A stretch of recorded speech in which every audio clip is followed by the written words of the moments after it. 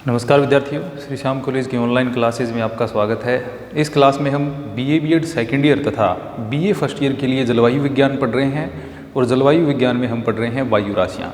वायु राशियों के अंतर्गत यह चौथा भाग है। हमने वायु राशियों की परिभाषा पढ़ी, उनकी विशेषताएं पढ़ी और वायु राशियों के जो उत्पत्ति क्षेत्र हैं और उत्पत्ति क्षेत्रों के अंदर जो आदर्श दशाएँ होती हैं उनके बारे में पढ़ा और उन आदर्श दशाओं के आधार पर जो वायु राशियों के प्रकार निर्धारित होते हैं या वायु राशियों की उत्पत्ति के जो आदर्श क्षेत्र 6 आदर्श क्षेत्र जो निर्धारित होते हैं उनके बारे में हमने पढ़ा। अब हम पढ़ेंगे वायु राशियों का रूपांतर।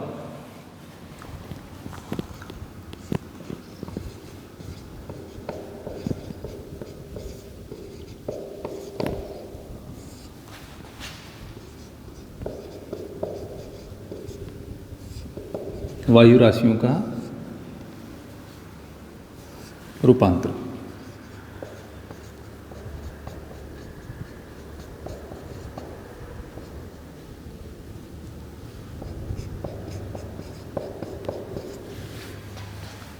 मॉडिफिकेशन ऑफ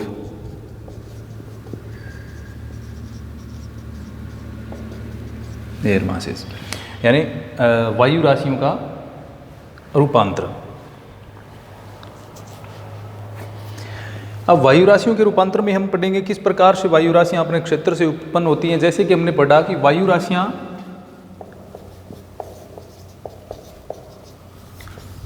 गतिशील होंगी, यानी एक क्षेत्र से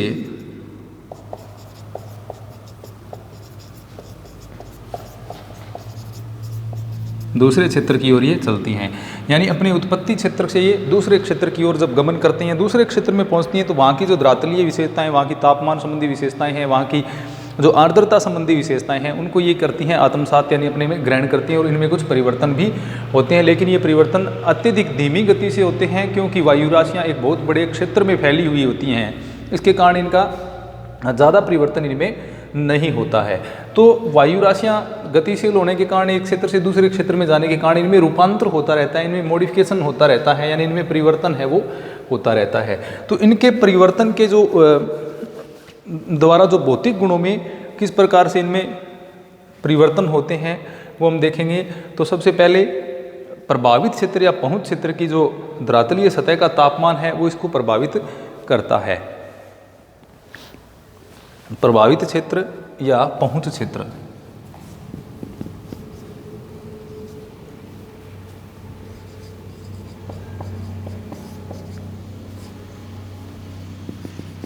प्रभावित क्षेत्र या पहुंच क्षेत्र की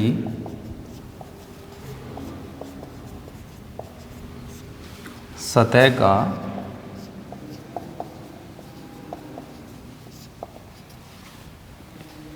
यानी जिस एरिया में ये पहुंचती हैं, जो इनका विजिटेड एरिया होता है उसकी जो टेम्परेचर होता है वो भी जलवायु राशियों को प्रभावित करता है।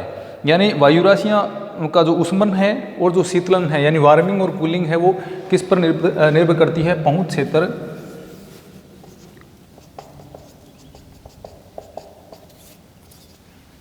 विजिटेड एरिया जो होता है उसके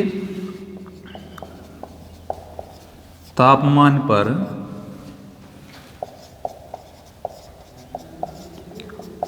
वायु राशि का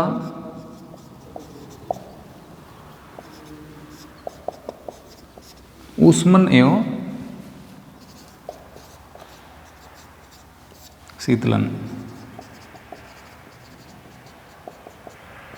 वार्मिंग और कूलिंग। तो ये जो वायु राशियों का जो ऊष्मन और शीतलन है ये सतह की तापमान यानी पहुंच क्षेत्र जो होता है, विजिटेड एरिया जो होता है उसकी सतह के तापमान के ऊपर निर्धारित होता है। यानी वायु राशि जिस क्षेत्र से उत्पत्ति हुई और जिस क्षेत्र में वो पहुंची यानी जिस क्षेत्र में वो जा रही है उसकी सतह का तापमान कैसा है उसके आधार पर वायु राशि का ऊष्मन और शीतलन निर्धारित होता है। यानी वो गर्म होगी या ठंडी होगी वो उस क्षेत्र की सतह के ऊपर निर्धारित होता है। अब यदि जो आने वाली वायु राशि का तापमान धरातलीय सतह से के तापमान से अधिक होगा तो उसका शीतलन हो जाएगा, यानी वायु राशि का क्या होगा, शीतलन होगा। अब जैसे आने वाली या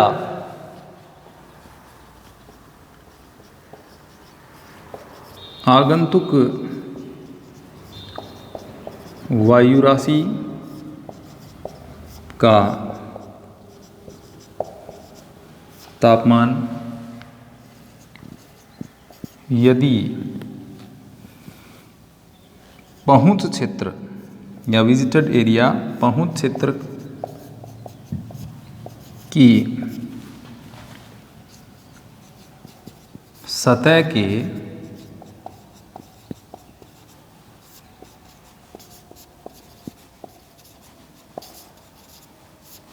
तापमान से अधिक होगा तो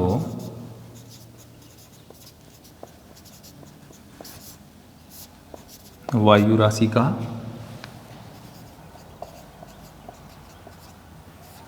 शीतलन हो जाएगा। तो ये तो होगी पहली शर्त। यदि आगंतुक वायु राशि का तापमान पहुंच क्षेत्र की सतह के तापमान से अधिक होगा। मान लीजिए आगंतुक वायु राशि जो है उसमें वायु का तापमान 10 डिग्री सेल्सियस है और जो सतह है उसका तापमान 8 डिग्री सेल्सियस है। तो इससे क्या होगा, आगंतुक वायु राशि का तापमान पहुंच क्षेत्र की सतह के तापमान से क्या है, अधिक है।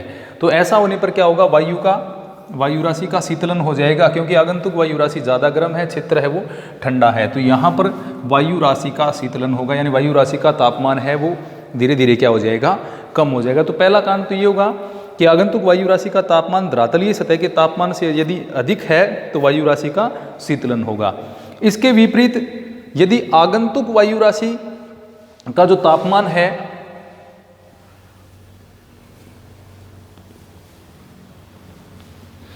आगंतुक वायु राशि का तापमान यदि पहुंच क्षेत्र की सतह के तापमान से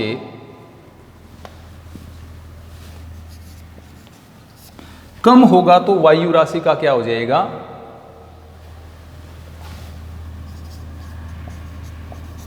ऊष्मन हो जाएगा। यानी जो वायु राशि आ रही है उसका तापमान पहुंच क्षेत्र की सतह के तापमान से क्या है, कम है। अब कम होगा तो वो क्या होगा, अब सतह का तापमान यहाँ पर क्या है, अधिक है। सतह के तापमान से कम वायु राशि का तापमान है। मान लीजिए आगंतुक वायु राशि का तापमान 10 डिग्री सेल्सियस। अब सतह का तापमान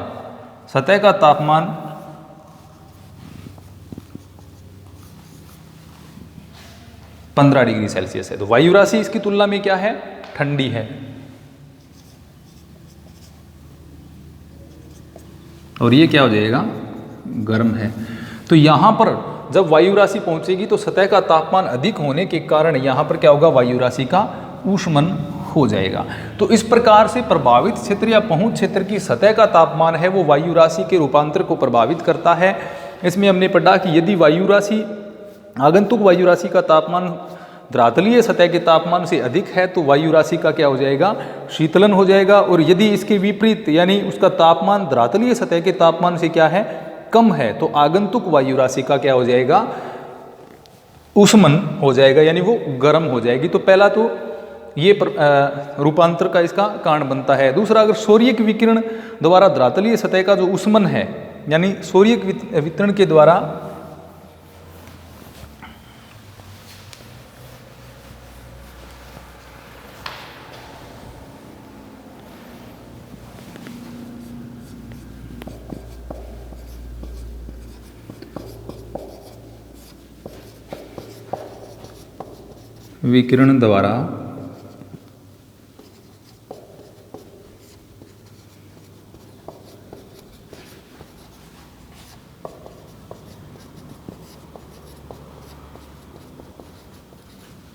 ऊष्मन, जैसा कि हम जानते हैं सूर्य की जो किरणें पृथ्वी पर पड़ती है उसके कारण धीरे धीरे धरातल क्या है, गर्म होता है। सूर्य की विकिरण द्वारा धरातलीय सतह के ऊष्मन की मात्रा, सतह के ऊष्मन की मात्रा। अब ताप की प्राप्ति कितनी हो रही है उसके आधार पर यानी सूर्य के विकिरण के द्वारा धरातलीय सतह का ऊष्मन कितनी मात्रा में हो रहा है। इस दूसरा,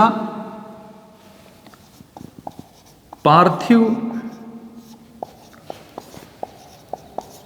विकिरण द्वारा धरातलीय सतह की जो ऊष्मा है उसका ह्रास किस पर कितना हो रहा है, यानी पार्थिव विकिरण द्वारा ऊष्मा के क्षय होने से धरातलीय सतह के शीतलन की मात्रा। तो पार्थिव विकिरण द्वारा ऊष्मा का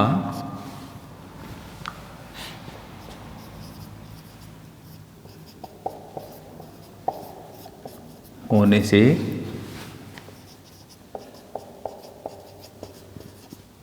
धरातलीय शीतलन की मात्रा। इसके ऊपर भी वायु राशि का जो ऊष्मन और शीतलन है वो निर्भर करता है। अब सूर्य विकिरण के द्वारा धरातलीय सतह कितनी जल्दी गर्म हो रही है, उसका ऊष्मन कितना हो रहा है, उसके ऊपर निर्भर करता है वायु राशि की गर्म होने की प्रकृति। इसके अलावा पार्थिव विकिरण के द्वारा, यानी अब जब सूर्य अस्त हो जाता है, उदय होता है, तो विकिरण प्राप्त होगा। पार्थिव विकिरण के द्वारा ही, जैसा कि हम जानते हैं, पृथ्वी गर्म होती है। लेकिन जैसे जो सूर्य अस्त हो जाता है उसके बाद पार्थिव विकिरण के द्वारा ऊर्जा का, ऊष्मा का जो है क्षय होता रहता है, जिससे धरातलीय सतह का क्या हो जाता है, शीतलन। तो उसके ऊपर भी ये वायु राशि का रूपांतर है वो निर्भर करता है। यानी सूर्य के विकिरण द्वारा धरातलीय सतह के ऊष्मन की मात्रा, यानी कितनी मात्रा में ऊष्मन हो रहा है। दूसरा, धरातलीय सतह का पार्थिव विकिरण के द्वारा ऊष्मा का जो क्षय होता है, उससे शीतलन जो होता है, उसकी मात्रा पर भी वायु राशि का रूपांतर है वो निर्भर करता है। इसके अलावा वाष्पीकरण भी वायु राशि के रूपांतर को प्रभावित करता है। यानी उस जो आर्द्रता की मात्रा है वो वाष्पीकरण पर निर्भर कर रही है, वर्षा पर निर्भर कर रही है। तो वर्षा के द्वारा वायु राशि, जब वायुमंडल में आर्द्रता, वर्षा होने के पश्चात जो आर्द्रता है वो घट जाती है एक प्रकार से। तो अधिक वाष्पीकरण द्वारा वायु राशि में नमी की वृद्धि। दूसरा, संघनन या वर्षण के द्वारा वायु में नमी की कमी। तो ये भी इसका कारण है। अधिक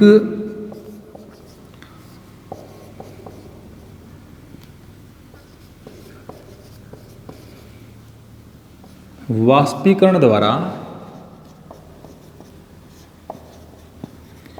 वायु में नमी की मात्रा में वृद्धि।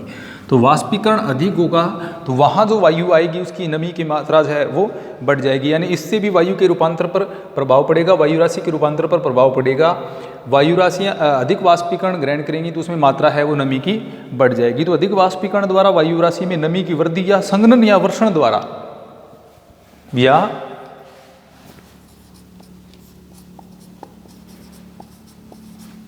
संघनन एवं वर्षा द्वारा नमी की मात्रा में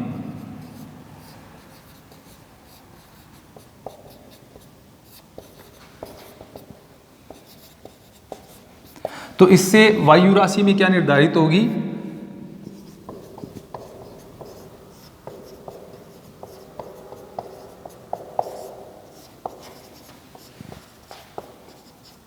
वायु राशि की आर्द्रता प्रभावित होगी। तो इससे वायु राशि में जो वाष्पिक आर्द्रता की मात्रा है वो प्रभावित होती है। तो ये तीसरा कारण क्या है, अधिक वाष्पीकरण के द्वारा वायु में नमी की मात्रा में या तो वृद्धि हो जाती है, यानी वाष्पीकरण जिस क्षेत्र में ज़्यादा होगा तो वायु राशि में नमी की मात्रा बढ़ जाएगी। अगर दूसरा क्षेत्र जहाँ पर कम तापमान वाले क्षेत्र में अगर वायु राशियाँ प्रवेश करती हैं तो उससे क्या हो जाएगा, संघनन प्रारंभ होगा, सापेक्षिक आर्द्रता बढ़ेगी, संघनन प्रारंभ होगा और वर्षा होगी। वर्षा के द्वारा उसमें क्या हो जाएगा, वायु में नमी की कमी हो जाएगी, नमी की मात्रा है वो पहले की तुलना में कम हो जाती है। तो ये भी इसके पीछे कारक सक्रिय रहेगा। अब इसके अलावा लंबवत वायु परिसंचरण का प्रतिरूप भी इसको प्रभावित करता है।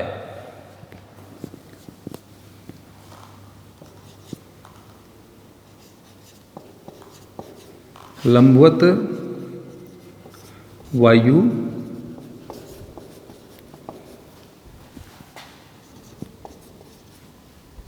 वायु परिसंचरण। तो लंबवत वायु परिसंचरण किस प्रकार से प्रभावित करेगा? वायु का ऊपर उठना। अब वायु किस प्रकार से ऊपर उठ सकती है? लंबवत वायु का परिसंचरण प्रतिरूप। इसमें वायु का ऊपर उठना ये दो प्रकार से हो सकता है, ताप द्वारा यानी गर्म होकर।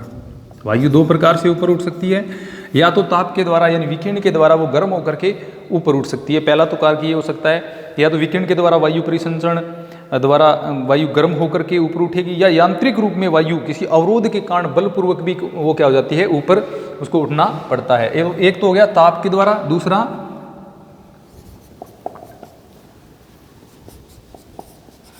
यांत्रिक कारक द्वारा बलपूर्वक हम इसको कह सकते हैं। जैसे पर्वत है या अन्य कोई अवरोध बीच में आता है तो उससे भी वायु है वो ऊपर उठ जाती है, जिससे उसकी नमी की मात्रा और ताप में कमी आती है। इसके अलावा वायु का ऊपर उठना तथा दूसरा क्या होता है, वायु का अवतलन, वायु का नीचे बैठना, ये कारक भी रूपांतर को प्रभावित करते हैं। वायु का ऊपर उठना तथा वायु का अवतलन अर्थात नीचे बैठना, तो ये रूपांतर जो है वो वायु राशियों में इन कारणों से होते हैं। वायु का ऊपर उठना जिसमें दो प्रकार हो सकते हैं, ताप के द्वारा भी हो सकता है, वायु यांत्रिक प्रकार से भी ऊपर उठ सकती है यानी किसी यांत्रिक अवरोध के कारण।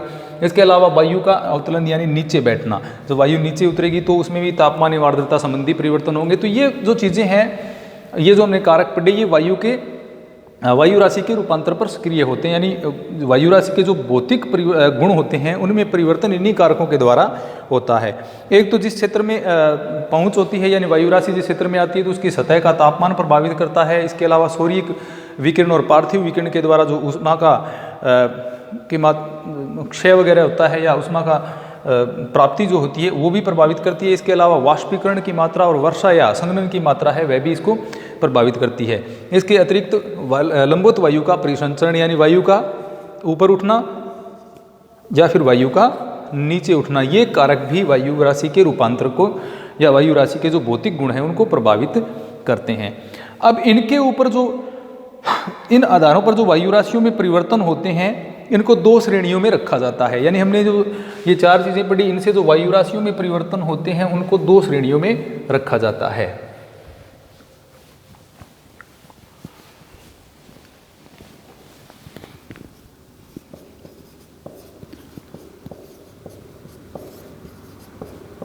वायु राशियों के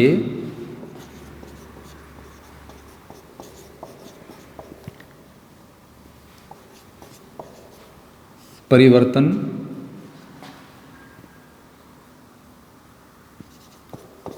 दो श्रेणियों में।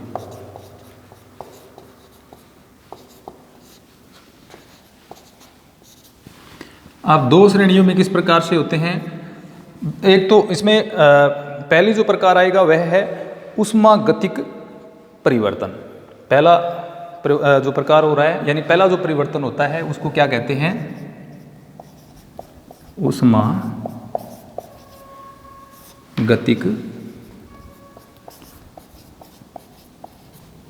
परिवर्तन। और जो दूसरा प्रकार होता है उसको कहते हैं यांत्रिक परिवर्तन। अब ये हैं क्या? ये दोनों, जैसे हमने ये जो चार इसके कारण पढ़े भौतिक परिवर्तन के, तो उसमें पहला जो होता है जैसे वायु राशि का नीचे से गर्म होना या ठंडा होना, या इसके अलावा वाष्पीकरण की दरों में जो परिवर्तन होते हैं, तो उससे ऊपर स्थित वायु में वर्षण की मात्रा या नमी की जो मात्रा प्रभावित होती है उनको क्या कहते हैं? ऊष्मागतिक परिवर्तन कहते हैं। तो इसमें क्या आएंगे? वायु राशि का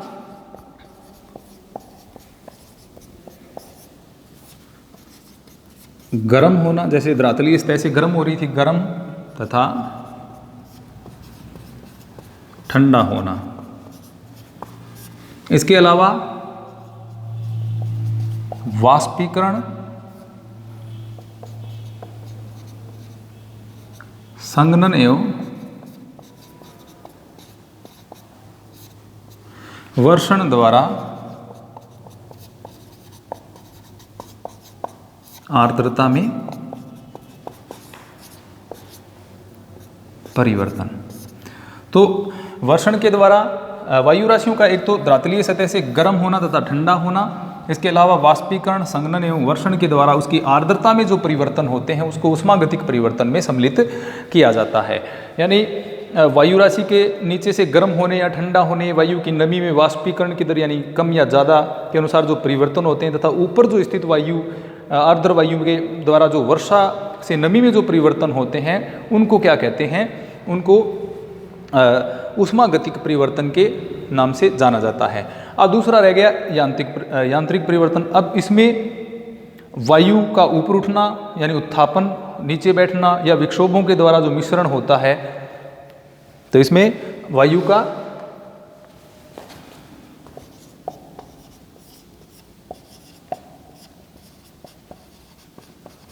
उत्थापन यानी ऊपर उठना एवं अवतलन यानी नीचे बैठना। इसके अलावा विक्षोभों द्वारा उसमें जो मिश्रण होता है। इसके अलावा वायु का अभिसरण एवं अपसरण, इससे जो परिवर्तन होते हैं उनको क्या कहते हैं, यांत्रिक परिवर्तन इनको कहा जाता है। यानी वायु के ऊपर उठने, नीचे बैठने, विक्षोभों के द्वारा मिश्रित होने या वायु के परिसंचरण में अभिसरण या अपसरण द्वारा वायु राशि के जो भौतिक गुणों में परिवर्तन होते हैं, इन कारणों से, यानी पहला तो ऊष्मागतिक परिवर्तन है या वायु राशि के गर्म ठंडा होने से वाष्पीकरण, संघनन, वर्षण के द्वारा जो भौतिक परिवर्तन हो रहे हैं वो क्या कहलाते हैं, ऊष्मागतिक परिवर्तन कहलाते हैं। अब यांत्रिक यानी वायु का उत्थापन यानी ऊपर उठना, अवतलन नीचे बैठना, विक्षोभों के द्वारा उसमें क्या हो जाना, विभिन्न प्रकार की जो विशेषताएं हैं उनका मिश्रण हो जाना, या वायु का अभिसरण होना यानी कन्वर्जेंस। इसके अलावा वायु का डाइवर्जेंस यानी अपसरण होना। इससे क्या होता है, इसमें जो वायु में भौतिक परिवर्तन होते हैं वो क्या कहलाते हैं, यांत्रिक परिवर्तनों के नाम से उनको जाना जाता है। तो इस प्रकार से वायु राशियों में रूपांतर के हमने 4 जो महत्वपूर्ण कारण हैं वो पढ़े, और उसमें फिर उनको 2 भागों में बांटा गया है। एक ऊष्मागतिक परिवर्तन होता है और दूसरा यांत्रिक परिवर्तन होता है। अगली क्लास में हम वायु राशियों के वर्गीकरण के बारे में पढ़ेंगे। धन्यवाद।